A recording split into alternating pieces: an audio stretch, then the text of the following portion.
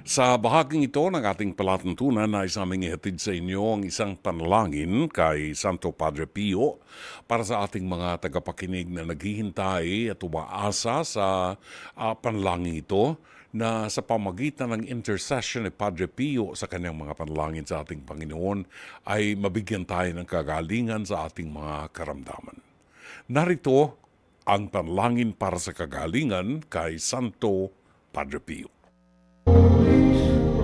Panalangin para sa kagalingan kay Santo Padre Pio.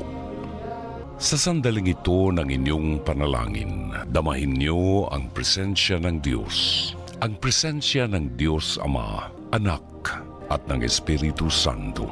Damahin niyo ang presensya ng Diyos Anak, ang bugtong na anak ng Diyos, nagkatawang tao tulad mo.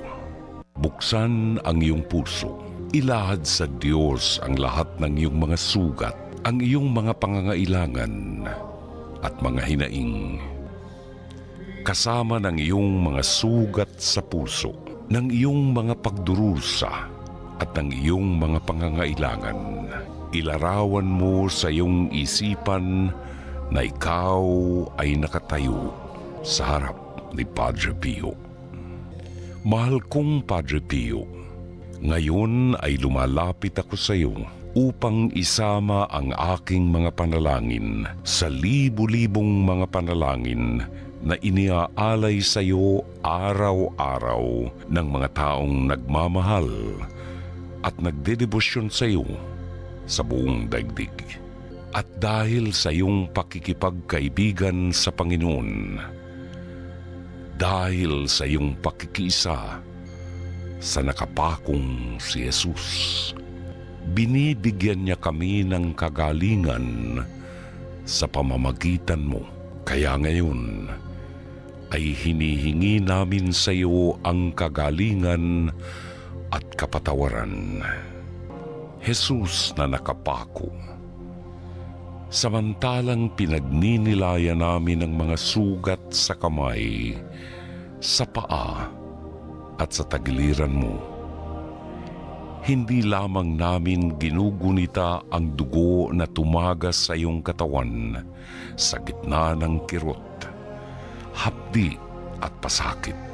Amin ding pinagninilayan ang iyong ngiti at saya, at ang hindi nakikitang liwanag ng kabanalan at ang bango ng matamis at mga sariwang bulaklak na samyo ng kabanalan.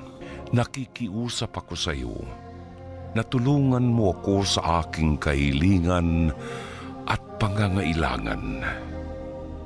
Pansamantala tayong manahimik at banggitin ang ating mga kahilingan.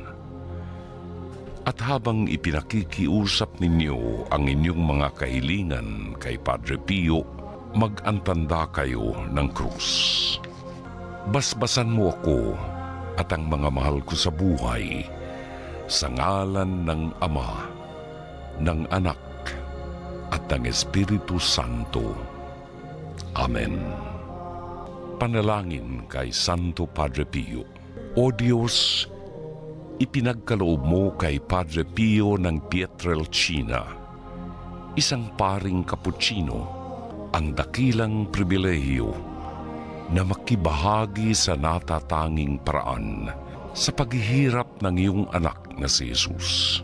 Ipagkaloob mo sa kanyang pamamagitan na matanggap ko ang katugunan sa aking mga panalangin.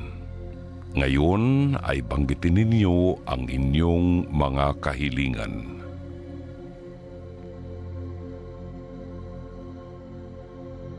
Na buong puso kong ipinagkakatiwala sa iyo. Subalit, higit sa lahat, bigyan mo ako ng biyaya na mabuhay nang naaayon sa kamatayan ni Jesus at ng kanyang muling pagkabuhay upang ako'y makarating sa kalwalhatian ng kanyang muling pagkabuhay. Luwalhati sa Ama, sa Anak at sa Espiritu Santo. Amen. luwalhati sa Ama, sa Anak, at sa Espiritu Santo. Amen. Luwalhati sa Ama, sa Anak, at sa Espiritu Santo. Amen.